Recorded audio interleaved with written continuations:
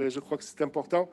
Et ce soir, je vais demander encore à quelqu'un qui s'y attendait vraiment de venir encore rendre témoignage. Et je pense, Laetitia, tu veux dire venir aussi et rendre ton témoignage.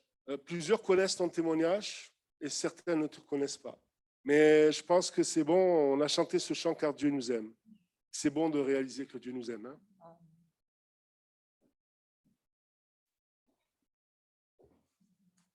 Bon, ben, je ne l'avais pas vu venir. Non, non. Bon, ben, bonsoir à tous. J'ai failli en plus. Ben, bonsoir à tous. Bon, il y en a qui me connaissent et d'autres qui ne me connaissent pas. Moi, j'ai pas grandi dans une famille chrétienne. Et puis, ma maman était seule à m'élever. Voilà, j'avais déjà 2 grands frères qui étaient placés en foyer, des pupilles, je ne sais pas si vous connaissez. Donc, bref, voilà, c'était un petit peu compliqué. Maman a essayé de faire comme elle pouvait. Et en fait, depuis toute petite, moi, j'ai toujours cherché l'amour de ma maman. L'amour, tout simplement, cette sécurité qu'on a quand on est aimé. Je ne sais pas si vous voyez, c'est vrai que l'amour, quand on se sent aimé, on se sent sécurisé, on se sent protégé. C'est vraiment quelque chose que j'ai cherché depuis toute petite auprès de ma maman. Et bon, ben, la vie a fait que malheureusement, avec ma maman, on n'avait pas de très belles relations. C'était très compliqué parce que quand elle est tombée enceinte de moi, mon père était déjà marié, hein, donc maman était, elle était dans cette ombre, on va dire, de la vie de mon père. Et forcément, quand elle a appris qu'elle était enceinte de moi, elle voulait absolument pas que je naisse, en fait. Hein. Donc, elle a tout fait pour essayer d'effacer, de me faire avorter, enfin de se faire avorter, pas moi. Et du coup, ce qui est drôle, c'est que quand elle me raconte ça, c'est que à trois reprises, elle a essayé, tant bien que mal, de prendre rendez-vous à chaque fois dans une clinique et tout ça, parce que c'était en 77, c'était hier. Hein. Je viens de fêter mes 24 ans d'ailleurs. Et du coup, voilà, on ne sait jamais. Et du coup, en fait, à chaque fois, une extrémiste, quelqu'un arrivait pour dire non. Et cette fois-là, la troisième fois, c'était mon père qui a appris qu'elle voulait absolument pas garder cet enfant, qui était moi. Et je suis venue au monde, voilà. Et au fur et à mesure des années, maman se retrouve donc seule. Mon père ne quitte pas son épouse. Et donc, elle est très, très malheureuse. Et avec moi, donc il y a des tensions. C'est très compliqué. Et maman n'est pas très maternelle, donc il n'y a pas de geste tendre. C'est même assez difficile. Elle rencontre après un monsieur qui est devenu mon beau-père, qui m'a élevée quand même quelques années. Et elle trouvait que j'étais très difficile de caractère. Je ne sais pas pourquoi elle dit ça. Et donc, à 8 ans, elle m'a mis en pensionnat, donc dans un pensionnat de bonnes sœurs. Et je suis restée 3 ans. Et cette période-là était extraordinaire pour moi. Parce que là, pour la première fois, j'ai compris ce que c'était d'être aimée. Déjà par ces bonnes sœurs qui étaient remplies d'amour, des femmes. Je ne savais pas ce qui se passait. Je rentrais quand j'étais auprès d'elles, quand j'étais dans leur présence. Je sentais une sécurité, une protection, quelque chose, une présence, une paix en moi. Je veux dire, je voyais vraiment comment c'était bon d'être aimé. Et ça fait du bien. Et pendant ces 3 ans, ces personnes, elles m'ont parlé de Dieu. Il y avait donc des messes, etc. Et je me souviens de ce jour où je suis rentrée pour la première fois dans une chapelle. Il y avait la croix. Il y avait une croix comme ça avec le Christ, avec Jésus-Christ. Et j'ai senti une douleur parce que je voyais qu'il souffrait sur cette croix, en fait. Et je comprenais pas grand-chose à ce qu'on me disait sur la vie de tout ce qui se passe. On parlait de la Bible, des personnages qui ont existé. Moi, tout ce que je retenais, c'était Jésus. Voilà, ce nom-là, je suis tombée devant cette croix, vraiment presque à genoux dans mon cœur. Et j'ai dit, moi, je veux te donner ma vie. Je veux te donner mon cœur. J'ai vraiment fait une première rencontre dans mon cœur, mais je voulais vraiment rester même avec elle. Je voulais finir bonne sœur. Donc voilà, ça ne s'est pas fait. Et puis les années ont passé. Vers l'âge de 10 ans et demi, 11 ans, ma mère m'a récupérée auprès d'elle au décès de mon frère. Donc j'avais un grand frère qui avait 10 ans de plus que moi et qui avait des addictions assez lourdes avec la drogue. D'ailleurs, il vivait dehors, c'était un punk et il est décédé d'une overdose. Donc ma mère m'a récupérée à ce moment-là. Et les tensions, les conflits ont continué entre elle et moi, avec mon beau-père, tout ça. Enfin, c'était impossible. Pendant 2-3 ans, de 11 à 14, on va dire, j'avais un autre frère. Vous savez, j'avais 2 grands frères qui étaient placés. Donc le deuxième est revenu. Il avait 18 ans là. Et en fait, il était tellement malheureux de la mort de mon grand frère de mon grand frère d'une overdose. Lui, il avait aussi des addictions au cannabis, à l'alcool, qui me prenait sous son aile en fait. Et j'étais toujours avec lui. Et moi, je sentais un peu cet amour-là quand même. Je me sentais pas protégée, mais je sentais que ouais, j'étais bien pas dans sa présence, mais je me sentais un peu aimée. Donc, j'ai suivi mon frère dans les mêmes addictions. Moi, à 12 ans, j'ai fumé mon premier joint et puis tout le reste. Il y a eu d'autres produits, il y a eu de l'alcool, il y a eu voilà, des choses qui étaient pas à faire. Et puis pendant 2 ans, ça a été un peu une spirale. Ça a été des soirées où des fois je me réveillais, je ne savais pas où j'étais. Voilà. Et puis à l'âge de 14 ans, encore des conflits avec ma maman. J'arrivais pas à voir cet amour de son côté, c'était vraiment compliqué. Et ma mère, elle en a eu marre et elle m'a mis dehors. Donc, entre-temps, son frère, quand il a entendu ça, mon oncle lui a dit, bah, écoute, moi je la récupère. Donc de 14 à 17 ans à peu près, je suis restée chez mon oncle et ma tante de l'époque.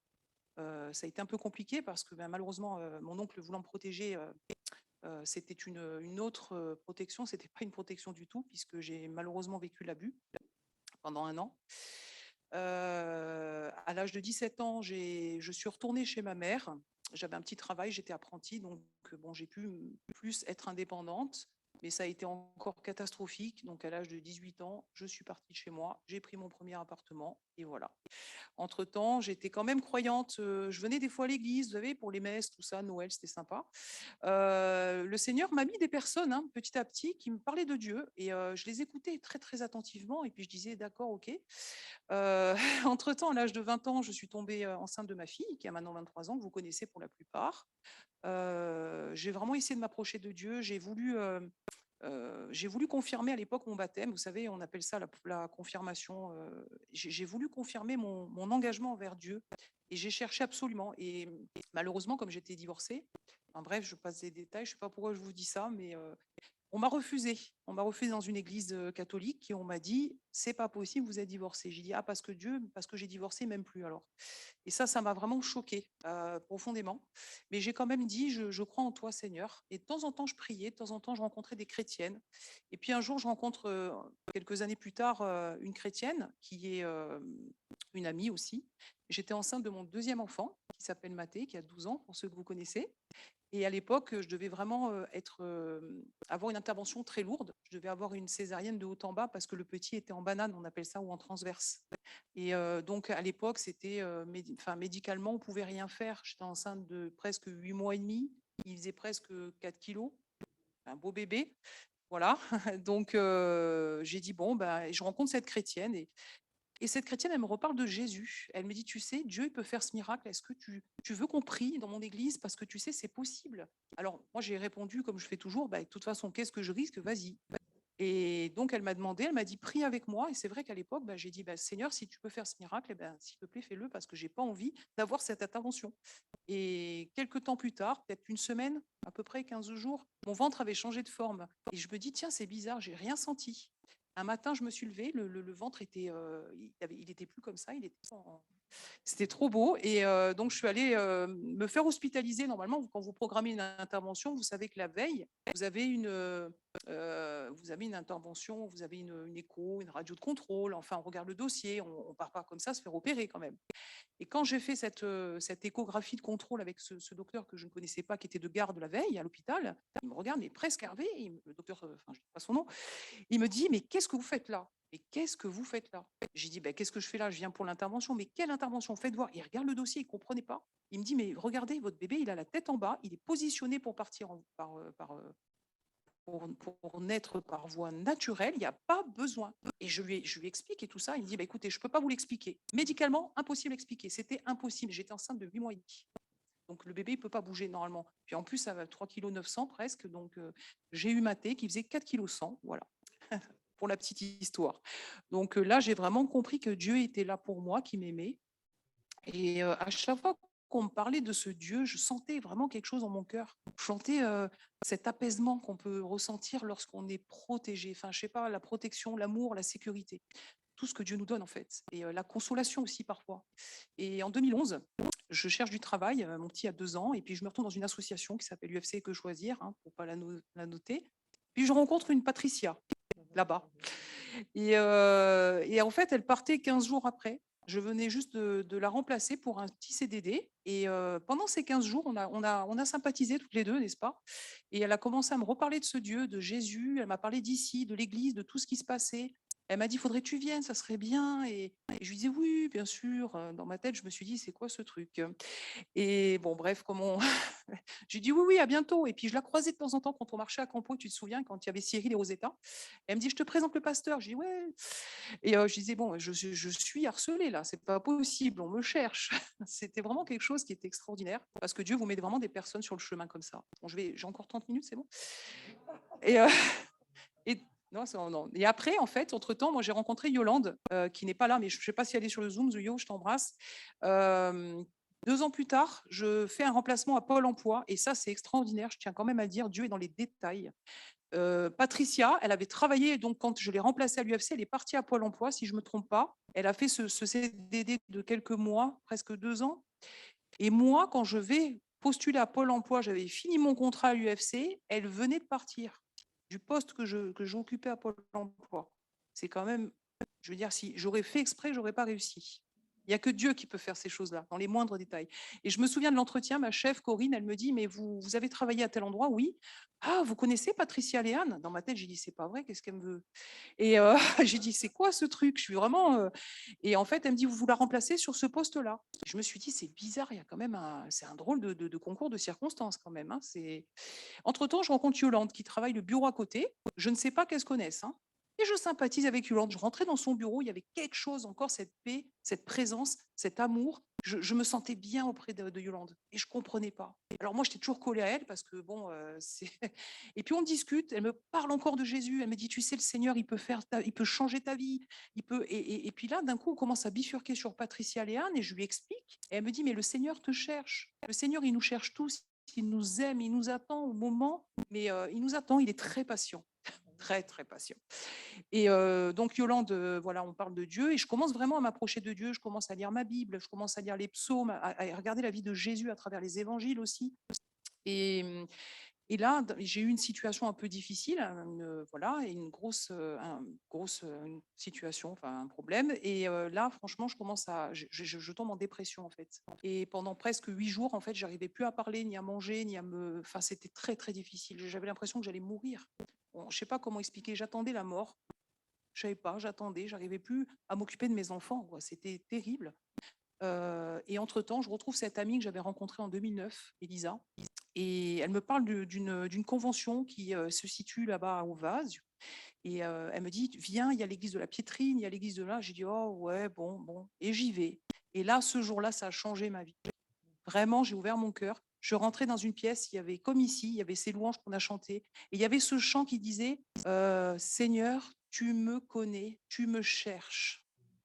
C'est comme si on racontait ma vie, en fait, parce que je savais qu'il me cherchait, je sentais dans mon cœur et il disait: «Je t'aime, je t'aime». J'ai vraiment senti dans mon cœur une forte pensée, il y a quelque chose qui disait: «Je t'aime», et c'est comme si on avait pris mon cœur comme ça. C'est vraiment bizarre, mais je peux pas l'expliquer, on le vit, quoi. Et vraiment, j'ai ouvert mon cœur, j'ai lâché prise, là, les chaînes sont tombées, j'ai vraiment, accepté Jésus dans ma vie, j'ai vu ce qu'il avait fait pour moi, qu'il était mort pour moi, mais il est ressuscité, il m'a donné la victoire. Et je savais que qu'en lui donnant mon cœur, mais ma vie, elle allait changer, et elle a changé. Parce qu'après, il y a eu plein de choses, tellement de. Alors, la vie, elle est faite d'épreuves, la vie, elle est faite de bonheur aussi. Mais quand on est avec le Seigneur, ça change tout. Moi, je sais qu'il y a quelques mois, j'ai traversé un cancer, comme beaucoup d'entre vous peuvent le traverser. Et le Seigneur m'a guéri, il a évité l'opération qui devait tout. Parce que je devais avoir voilà, une hystérectomie, hein, j'ai pas honte. Et ben, le Seigneur, il a. Voilà. Juliette rigole.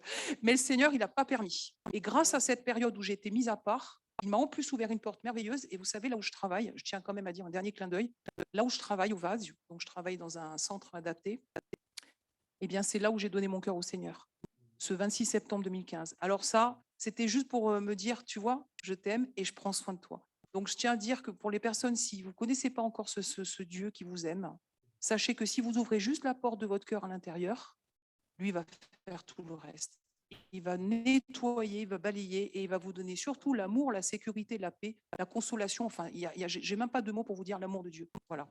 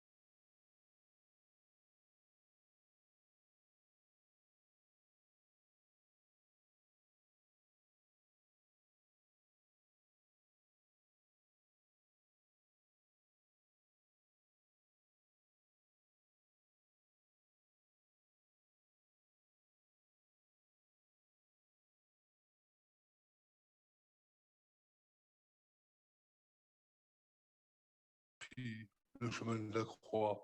Pourtant, Jésus vient de leur dire, vous en savez le chemin. Et toujours au verset 5, comment pouvons-nous en savoir le chemin? Comment? Quelle différence entre Jésus qui dit, vous en savez le chemin, et Thomas qui dit, mais comment on pourrait le connaître, ce chemin? Et je crois que souvent, trop souvent, qu'on soit déjà passé par les eaux du baptême dans cette église, qu'on soit chrétien, qu'on soit engagé avec Dieu ou pas encore, trop souvent, on se conduit un petit peu comme ça. Trop souvent, on passe notre vie même à dire, mais comment je peux connaître le chemin? Comment je peux en savoir le chemin? Comment je peux connaître le chemin du salut? Mais comment je peux connaître déjà le chemin de la bénédiction? Il y a un verset de la Bible qui dit, qui nous fera voir le bonheur? Qui nous fera voir le bonheur? Et je crois qu'on peut essayer des tas de choses, mais ce bonheur nous fuit. Ce bonheur nous fuit en permanence. Et je le disais parce que c'est une vérité. Quand on prêche l'évangile, on n'est pas là pour faire de la publicité. On n'est pas là pour dire, tu vas donner ta vie à Dieu, puis tu vas voir, tu vas jamais être malade, tu vas être riche, tu vas être beau et intelligent comme moi. Ça, c'est pas possible déjà. On n'est pas là pour faire de la publicité. On est là pour, on est là pour dire la vérité. Et la vérité, c'est qu'un chrétien passe aussi par la maladie. Et d'ailleurs, un chrétien passe par la mort, mais de manière différente.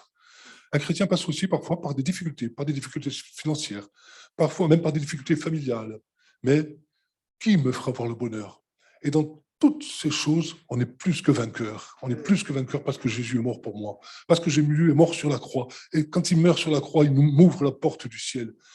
Le principal, évidemment, c'est qu'il m'ouvre la porte du ciel pour l'éternité. Je sais que je suis sauvé. Je sais que si je meurs demain, je sais où je vais. Je sais que je vais au ciel. Je le sais parce que c'est tout simple. Il a payé pour moi. C'est lui qui a payé. Il est mort. Mon péché est effacé. Il a dit que Dieu l'oubliait. Il a dit que Dieu l'a jeté au fond de la mer et qu'il ne va pas s'en rappeler. Nous, parfois, on s'en rappelle. Mais c'est bête parce que Dieu ne s'en rappelle pas. En fait, qui me fera voir le bonheur? Qui nous en montrera le chemin? C'est un petit peu la même chose. Le chemin, on passe parfois notre vie à se dire, mais qui me montrera le chemin?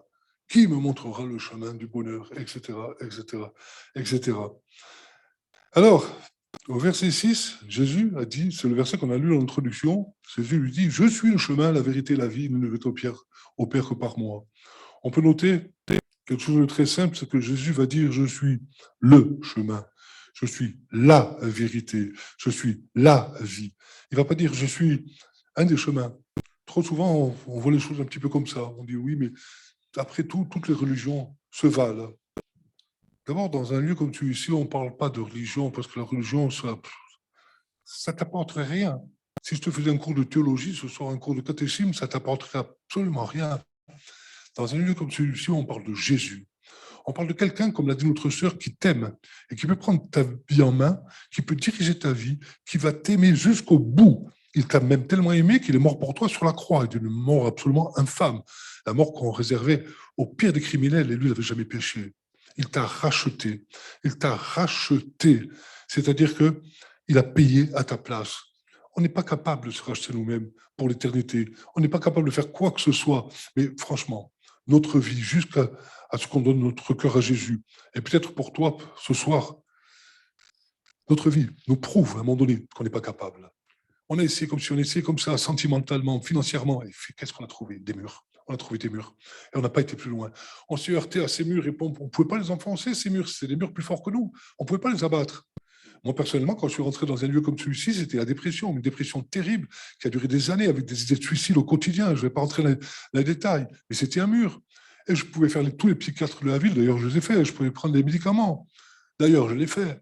Mais c'était toujours pareil. Mais Jésus a fait tomber les chaînes. Jésus a fait tomber les chaînes parce qu'il est mort pour ça, la croix. La croix, ça t'ouvre le chemin du ciel pour l'éternité. Mais la croix, ça t'ouvre aussi le chemin de la guérison. Ça t'ouvre le chemin de la joie. Ça t'ouvre le chemin de la paix, comme l'a dit notre sœur. Parce que tu es aimé de Dieu. Et crois-moi, tu es dans ce lieu ce soir. Et crois-moi, tu as du prix aux yeux de Dieu.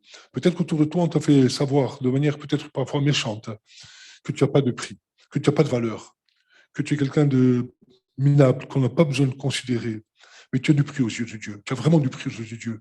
Tu as un Dieu qui t'aime si profondément qu'il a donné son Fils sur la croix du Calvaire pour te sauver, pour te donner la paix, pour te prendre à sa main et pour te porter jusqu'à la fin. Jamais il t'abandonnera. Jamais. Il y aura même des moments d'incompréhension Ou tu pourras dire, mais Seigneur, pourquoi tu me fais passer par là? J'ai accepté de marcher avec toi, mais il sera quand même là. Et quand tu sortiras de ce chemin, tu vas dire, mais qu'est-ce que j'ai été bête, il était là, il me l'a prouvé encore une fois. Il m'a sorti de là de manière encore miraculeuse. C'est le Dieu merveilleux dont nous a parlé notre sœur Laetitia. Je suis le chemin. Alors, ce chemin qui mène, je suis le chemin, la vérité, la vie. Et c'est un chemin qui mène à la vérité. Et cette vérité nous dit que on ne peut rien faire par nous-mêmes. Dans les évangiles, on va voir à un moment donné, Jésus va dire, sans moi, vous ne pouvez rien faire. Et je le disais tout à l'heure, on l'a constaté, on a essayé dans bien des domaines, et puis ça a été l'échec. Ça a été l'échec. Sans lui, on ne peut rien faire, même pas prêcher la parole. Rien. On ne peut rien faire. On est voué à l'échec parce qu'on est faible. On est voué à l'échec parce qu'on a des oppositions plus fortes que nous. Mais avec lui. Et ça, c'est la bonne nouvelle de cette soirée. Même si par nous-mêmes, on ne peut rien faire, avec lui, on peut tout faire. L'apôtre Paul, dans une de ses lettres à une église, disait « Je peux tout par celui qui me fortifie ». Parce que lui aussi, c'était Saint Paul, le grand apôtre Paul, celui qui a vécu des miracles incomparables. Mais lui aussi, il est passé par des tas de difficultés. Mais il disait « Je peux tout par celui qui me fortifie », parce que Dieu le fortifiait. Et parce que Dieu lui fait voir des miracles. Dieu l'a libéré de prison de manière phénoménale. Il lui a fait voir des choses absolument fantastiques. Et c'est le Dieu qu'on veut te prêcher ce soir. Ce soir, on ne veut pas te prêcher le Dieu barbu qui est dans le ciel et qui attend que tu bouges pour te taper dessus parce que tu as fait quelque chose qui n'allait pas. On veut te prêcher exactement le contraire. On veut te prêcher le Dieu qui est dans le ciel, mais qui t'aime. Et qui est loin de vouloir te taper dessus parce que tu as bronché, veut pardonner, veut te pardonner, veut te dire, mais toi, viens moi tel que tu es. Tu es comme ça, tu as tes problèmes, tu as des difficultés, tu as ton péché, tu as tes manquements. Peut-être même que tu as levé le poing contre moi, peut-être que tu as parlé mal de moi, mais je t'aime et je veux te pardonner. Je t'aime et je veux vraiment prendre ta vie en main pour t'accompagner chaque jour, parce que tu es mon enfant et parce que je t'aime tel que tu es, tel que tu es. Alors, le chemin qui mène à la vérité qui nous libère aussi de la peur de la mort, parce que c'est surnaturel. La mort, c'est l'inconnu, mais à un moment donné, on sait qu'on est sauvé, on sait qu'on va rejoindre Dieu, on sait qu'on va pas en enfer. Et ça nous libère de la mort. Ça ne veut pas dire qu'on a envie de mourir demain. Vous savez, on a la tête souvent dans le ciel, on a les pieds bien sur terre. Moi, personnellement, j'ai envie d'accompagner mes enfants le plus possible dans la vie, de les aider. J'ai envie de continuer à servir le Seigneur de mon Église. J'ai envie de continuer à vivre ma vie de tous les jours avec mon épouse. J'ai envie de choses comme ça. Je n'ai pas envie de mourir demain. Mais si ça m'arrive, je sais où je vais. Ça libère de la peur de la mort. La vérité qui libère, la vérité qui nous trouve aussi sur ce chemin, une vérité qui nous conduit sur le chemin de la foi. Et qu'est-ce que c'est la foi? Trop souvent, quand on parle de la foi, on entend dire, mais je crois, moi. Je crois, monsieur, moi, je crois en Dieu. Je crois en Dieu.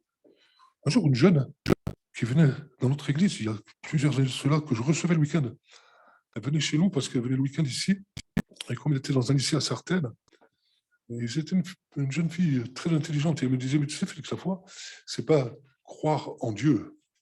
Elle disait, la foi, c'est croire Dieu.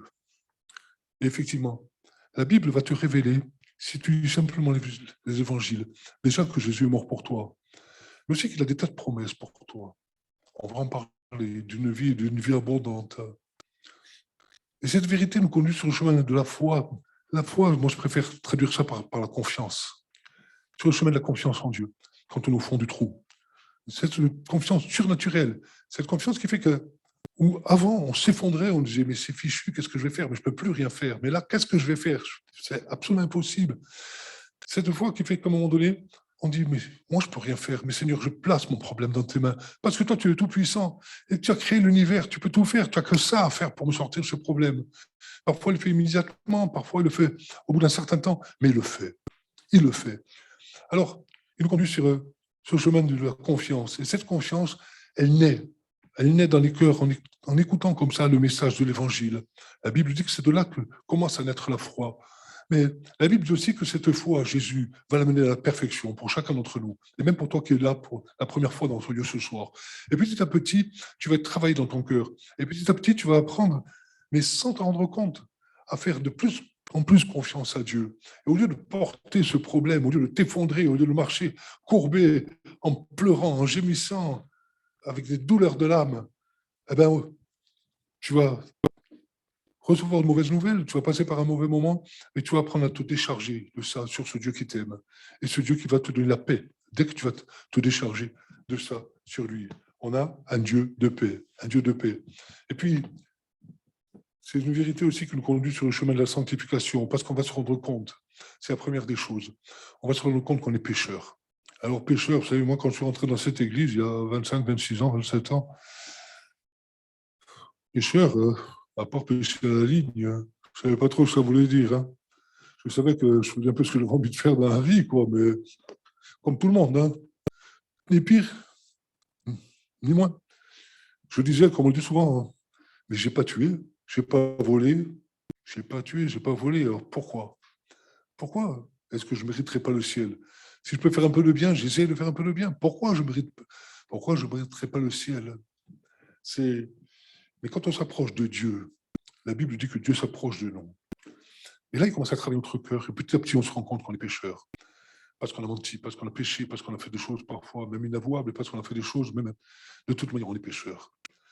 Et Dieu va commencer à travailler notre cœur et nous montrer qu'on est pécheur. Et on va ressentir ce besoin, pas d'aller se confesser à un prêtre, à un pasteur ou à qui que ce soit, mais à en parler avec Dieu. C'est ce qu'on appelle la repentance. On va éprouver ce besoin de dire à notre Dieu, tu vois Seigneur, je regrette ce que j'ai fait là. Je ne veux plus. Je ne veux plus. Je veux mettre ça entre tes mains. Je veux te demander pardon. C'est la première étape pour recevoir la bénédiction de Dieu.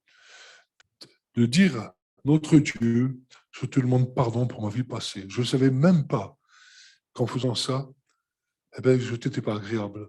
Je ne savais même pas que je pouvais être pécheur, pécheresse, alors que je n'ai pas tué, je n'ai pas volé. Mais je veux être sincère avec toi. Je veux être sincère avec toi, je veux mettre ça entre tes mains. Je te demande de me pardonner.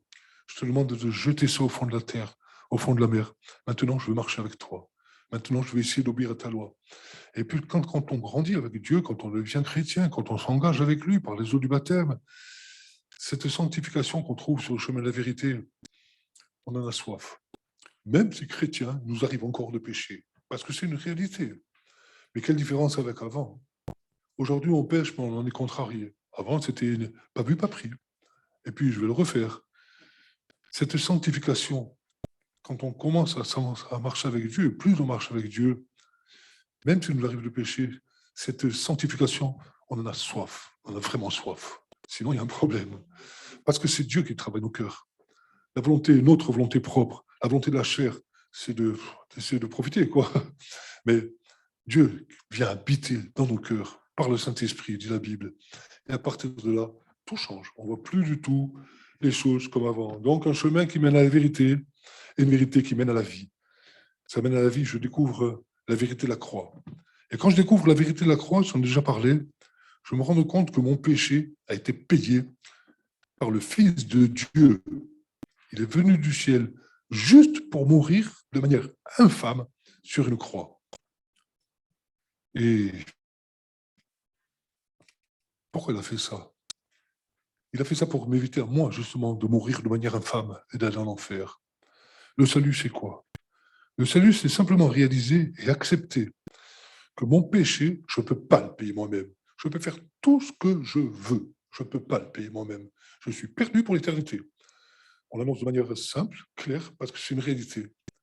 Mais la mauvaise nouvelle, c'est que je suis perdu pour l'éternité. C'est moi, au début, quand je commençais à venir dans cette église, je me réveillais la nuit, et sincèrement, tout le monde me disait, mais tu vas voir, tu vas connaître la joie du salut. Ouais, moi, en tout cas, au début, je connaissais surtout la terreur de la perdition. Et je vous assure que c'était pas brillant. Hein. Je transpirais. Hein. Et puis un jour, j'ai su que j'étais sauvé parce que j'avais accepté Jésus. Et cette peur d'aller en enfer a complètement disparu parce que je suis sauvé, parce que tu es sauvé, parce que tu peux être sauvé ce soir, parce que ce péché qui t'amène à l'enfer, Jésus l'a cloué sur la croix. En mourant sur la croix, il prend ton péché. Jésus est descendu de la croix. Jésus est ressuscité des morts. Ce qui est resté sur la croix, c'est ton péché qui est resté cloué. Tu comprends? Tu ne dois plus rien à personne. Tu es sauvé. Donc, première étape, demander pardon à Dieu. Deuxième étape, accepter très simplement ce que Dieu t'offre. Il a offert la mort de son fils pour que tu puisses aller dans le ciel. On ne parle plus de ton péché parce qu'il est payé. Il est payé. Donc, une vérité qui conduit à la vie éternelle, au salut. Mais on est ici-bas pour l'instant. Et Jésus a dit, je veux que mes brebis aient la vie et qu'elle ait en abondance. Et cette vie, quand il est dit le chemin, la vérité et la vie, dans le texte original, ce n'est pas la vie comme on peut la connaître nous, ce n'est pas la vie existée, c'est une vie qui vient d'en haut, une vie que tu peux connaître dès ce soir, dès que tu donnes ton cœur à Jésus, une vie où tu vas sentir la présence de Dieu. Notre sœur disait tout à l'heure qu'elle se sentait aimée, elle sentait Dieu, elle sentait aimée, on a tous vécu ça. Une vie qui n'est pas du tout existée, c'est la vie qui vient du ciel, la vie tu sais que tu sais que tu es aimé de Dieu, tu sais que tu le sais, tu verras, fais ce pas de la foi et tu verras. Mais alors, là, je voulais m'adresser plutôt à ceux qui sont déjà passés par le jour du baptême. Pourquoi? Mais c'est intéressant aussi ceux qui ne sont pas encore passés par le jour du baptême.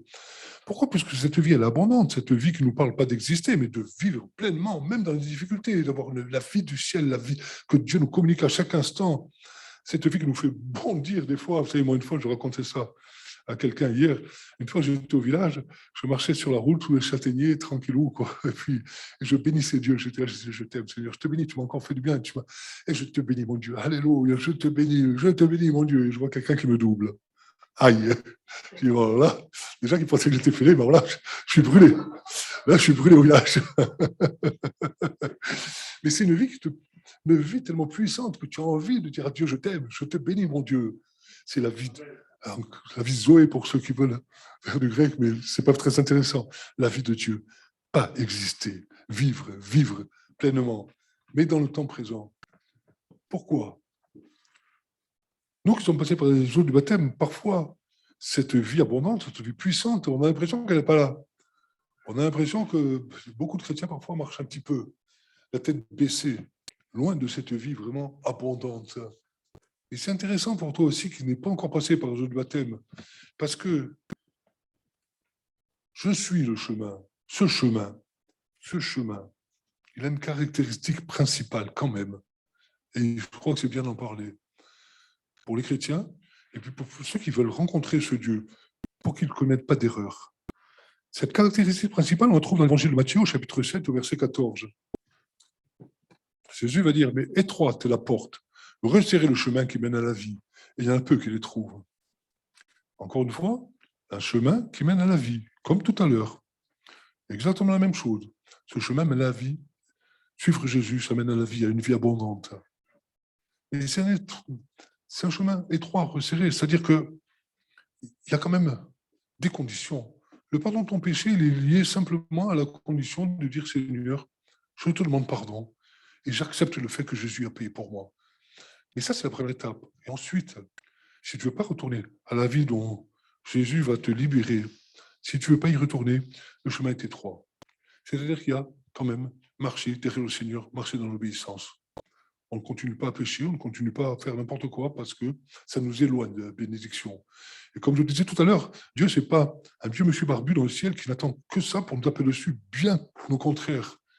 Mais c'est nous-mêmes qui devons nous éloigner de la bénédiction. Vous savez, moi, au début, quand je faisais dans ce lieu, il y a des tas de choses que je ne comprenais pas. Mais il y a une chose que je me disais. Je me disais, mais quand même, Félix, il y a une chose que tu peux faire, c'est obéir. Ça dépend de toi. Obéir, essayer de m'éloigner du péché, essayer de m'éloigner de ce que je ne veux pas voir, de ce que je ne dois pas entendre, de ce que je ne dois pas faire. Ça dépend. Et ça, c'était ma première étape. Et ça m'a conduit sur le chemin de la vie. Le chemin est étroit. Parce que si on s'éloigne, si on retourne au péché, on va perdre cette paix, on va perdre cette joie, on va perdre cette relation avec Dieu qui nous conduit chaque jour. Mais quand on est sur ce chemin étroit, il y a quand même, on n'est pas seul, parce qu'on se livrerait nous-mêmes, on ne s'en sortirait pas. Regardez ce qu'il est dit dans le livre du prophète Ésaïe, au chapitre 30, au verset 21. Tes oreilles entendront derrière toi la voix qui dira, voici le chemin, je suis le chemin, voici le chemin. Marchez-y, car vous iriez à droite ou vous iriez à gauche. On a besoin de cette voix qui dit derrière nous, voici le chemin, marchez-y. Et aujourd'hui, cette voix s'appelle le Saint-Esprit. Le Saint-Esprit, c'est la troisième personne de la Trinité. Si tu t'engages avec Jésus, tu vas voir. Au début, tu vas peut-être te poser des questions. Mais ça, est-ce que je peux le faire? Ça, je ne peux pas le faire. Ça, ceci, ça. Ce n'est pas vraiment grave. Tu commettras des erreurs. Ce n'est pas vraiment grave non plus. Mais il y aura cette voix. Il y aura le Saint-Esprit qui te dira, attention, tu vas te faire du mal. Ne prends pas ce chemin. Ne prends pas ce chemin, tu vas retourner à tes problèmes passés. Marche avec moi. Je vais continuer à te bénir. Et cette voix, on en a profondément besoin. Et puis, un chemin qu'on ne refait pas à l'envers. Là, dans le premier livre des Rois, chapitre 13, verset 9, on ne va pas rentrer dans les détails. C'était un homme de l'Ancienne Alliance, de l'Ancien Testament, qui va dire, ce ordre m'a été donné par la parole de l'Éternel. Tu mangeras point de pain, tu boiras point d'eau, et tu ne prendras pas à ton retour le chemin par lequel tu seras allé. Autrement, Dieu avait dit à cet homme-là, tu vas aller à tel endroit, et tu vas prendre ce chemin. Mais tu ne vas pas revenir par ce chemin. Interdit. Pour nous, aujourd'hui, qu'est-ce que ça peut signifier? On peut faire un parallèle avec tout ce que je viens de dire. Dieu nous dit ce soir, Jésus, c'est le chemin. Tu vas prendre ce chemin. Le point de départ de ce chemin, c'est ton péché. Le point d'arrivée de ce chemin, c'est la croix. La rédemption, le salut, la joie par le Saint-Esprit, être libéré de ton péché. Partir du péché, aller s'engager avec Dieu. Mais tu ne prendras pas à ton retour le chemin par lequel tu seras passé. On ne va pas faire le chemin à l'envers. On ne va pas retourner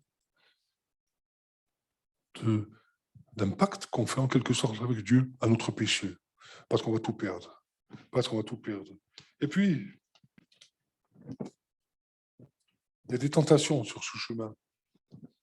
Toujours dans le premier livre des Rois, chapitre 13, versets 17 et 18, il est dit,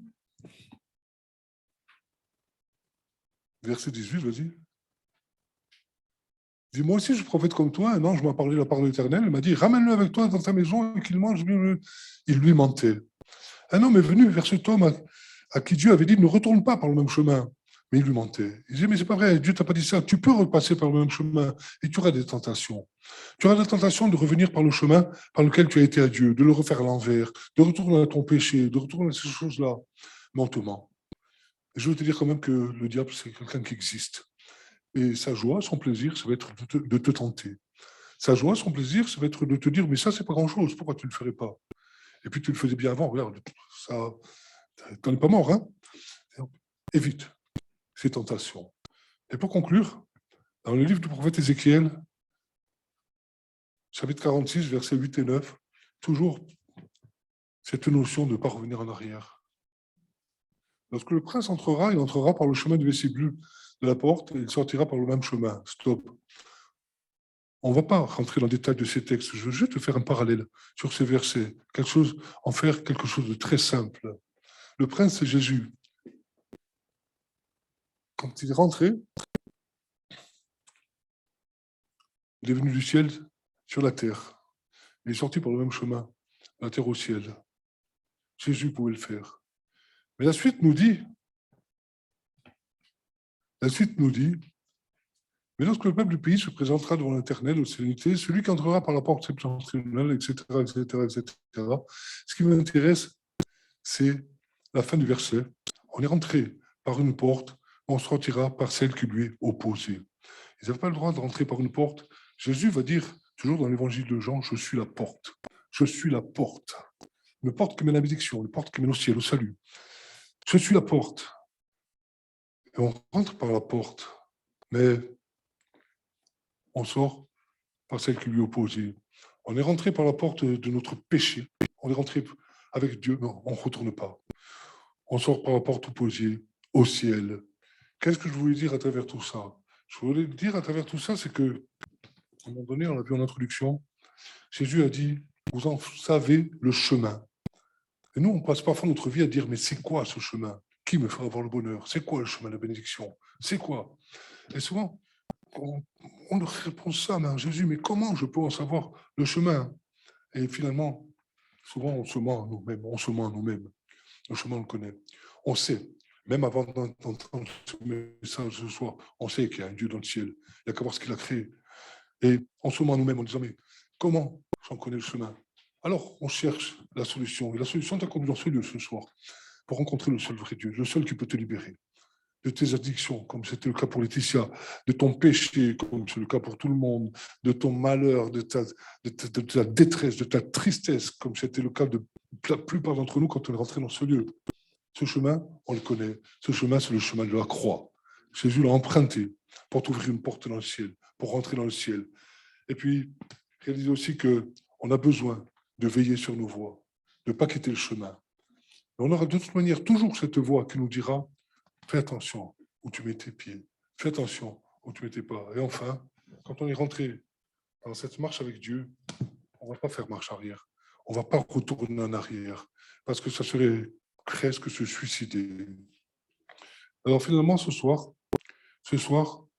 on peut être... On a un choix à faire. On a un choix à faire.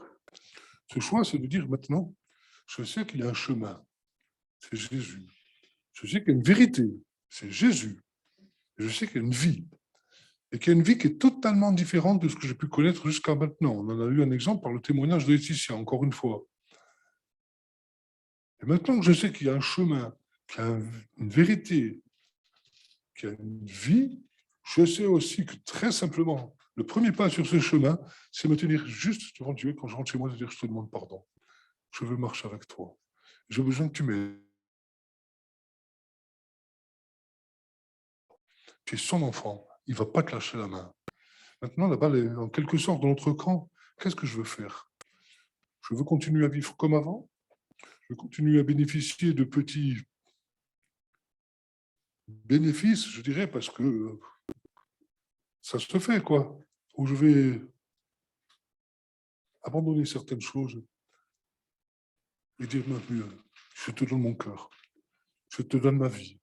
J'ai besoin que tu prennes ma vie en main. Seigneur, si tu ne prends pas ma vie en main, je ne peux pas y arriver. J'ai besoin que tu prennes ma vie en main. J'ai besoin que tu me diriges. J'ai besoin que tu me conduises. J'ai besoin que tu me reprennes quand je me suis égaré. J'ai besoin que tu me conseilles. J'ai besoin que tu calmes mon angoisse. J'ai besoin que tu viennes guérir mon cœur. J'ai besoin de toutes ces choses. Tu es le Dieu Tout-Puissant. Tu es le Dieu Tout-Puissant. Si vous le voulez bien, on va fermer les yeux. On peut faire cette prière tous ensemble. Seigneur, notre Dieu, tu vois mes difficultés, tu vois les problèmes de ma vie, tu vois la détresse qui est au fond de mon cœur, tu vois les larmes qui coulent chaque jour.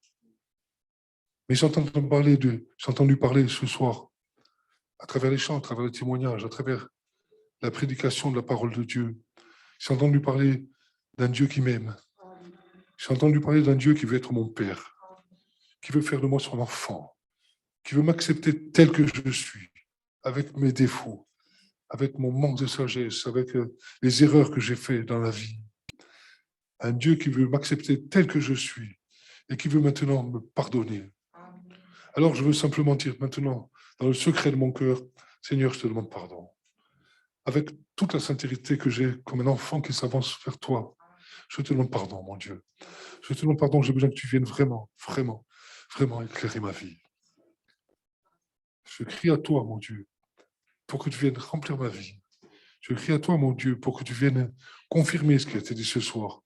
Que tu me permettes, Seigneur, de constater ce soir, d'un jour à venir, que tu es vraiment le seul chemin, que tu es la vérité, que tu es la vie.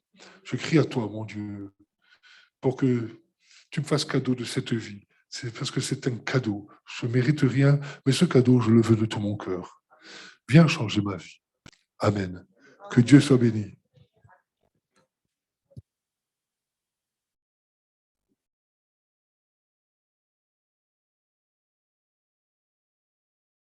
Cette parole et croyez-le, croyez-le. Le Seigneur le fait. Vous qui avez fait cette prière ce soir, qui avez élevé votre cœur en priant avec notre frère, croyez que Dieu le fait. J'ai envie de chanter ce petit cœur qui dit Dieu est là pour te bénir. Et je voudrais que pendant ce chant, vous ressentiez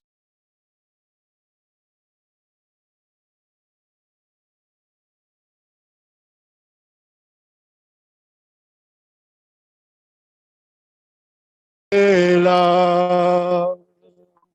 Dieu est là. Dieu est là pour pour te bénir. Dieu est là. Dieu est là pour te bénir, te consoler, et te guérir. Si tu crois à sa parole, Dieu est là.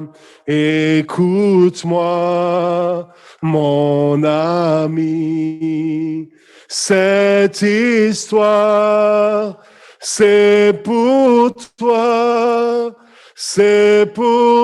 qu'un jour le Christ est apparu. Et sais-tu que sans Jésus, tu es perdu? Viens à lui aujourd'hui, toi aussi. Tous ensemble, Dieu est là. Dieu est là.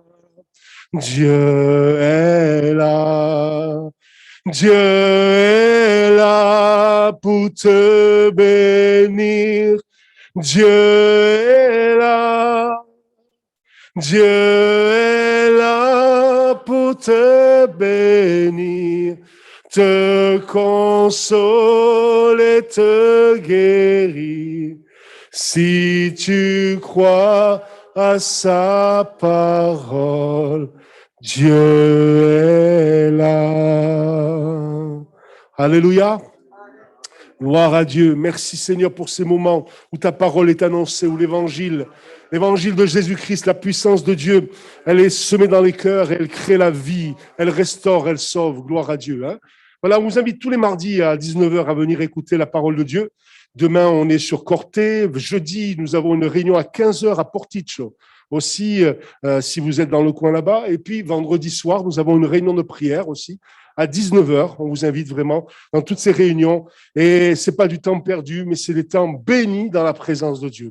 Amen. À chaque fois que je m'approche de Dieu, je suis béni et je me fais du bien. Je le crois, je le vis. Amen. Alors, le samedi aussi, une réunion de jeunesse à 18h pour le groupe de jeunesse. Et puis, dimanche matin, nous sommes là à 10h pour rendre gloire à Dieu, pour louer le Seigneur de tout notre cœur. On vous invite dans toutes ces réunions. Je vous apporte les salutations de l'église de Porto Vecchio, de Maud et de Jérôme. On a passé vraiment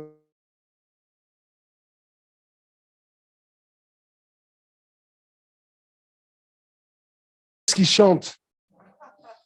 Oh, je vous dis pas. Hein, qu'est-ce qu'ils chantent? Ça m'a étonné. Je disais là-bas, ça m'a rappelé la petite église de Saint-Maximin. Là. Il n'y avait pas de musique en plus là-bas. Hein. Mais ça m'a rappelé la force. Là, ils chantent de tout leur cœur. On s'est fait vraiment du bien. Et Jérôme et Maud vous saluent bien. Et on espère bientôt les avoir un peu avec nous aussi. Hein. Que Dieu soit béni en tout cas pour ce que Dieu est en train de faire sur Porto Vecchio et sur toute l'île. Nous croyons que Dieu veut bénir et sauver notre île. Amen. Hein. Voilà, on prie le Seigneur avant de se séparer. On va demander à Dieu sa grâce. On va se lever peut-être. On prie pour notre frère Symphorien. Vous avez reçu sûrement le texto. Voilà, on va prier pour que Dieu le bénisse, Dieu le relève. D'autres sujets de prière qui sont là, bien sûr, sont sur nos cœurs. Puis peut-être, pendant qu'on a les yeux fermés, peut-être pour toi qui es là au milieu de nous aussi, tu as besoin d'un secours particulier. Nous croyons dans la puissance de la prière. Amen. Le bras de Dieu n'est pas trop court pour guérir, pour sauver, pour délivrer. Alors pendant qu'on est là et qu'on va prier, peut-être pour ce frère et bien d'autres personnes, peut-être simplement lève ta main là où tu es. Et cette main, c'est une prière qui s'élève vers le ciel, qui dit, Seigneur, j'ai besoin de toi. J'ai besoin de toi.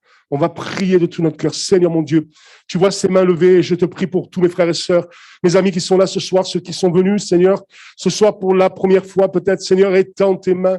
Nous croyons, Seigneur, que dans le nom de Jésus, tu entends la prière de ton Église, tu réponds et tu prends plaisir à bénir, à guérir, à sauver, Seigneur, à relever, Seigneur, à pardonner. Merci d'étendre tes mains. Tu vois les besoins de chacun. Tu vois les prières secrètes qui s'élèvent des cœurs. Seigneur, mon Dieu, étends tes mains puissantes et manifeste ta grâce dans la vie de mes bien-aimés.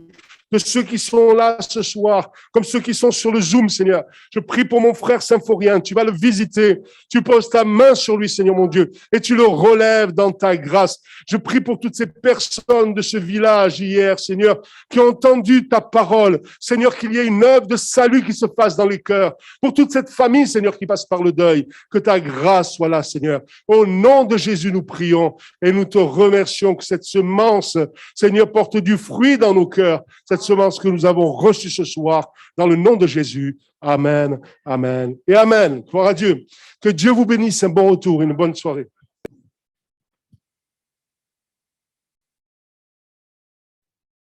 Bonsoir tout le monde. Bonsoir. Bonsoir Bonsoir tout le monde. monde. Bonsoir. Bonsoir Soyez bénis. Salut. tout le monde.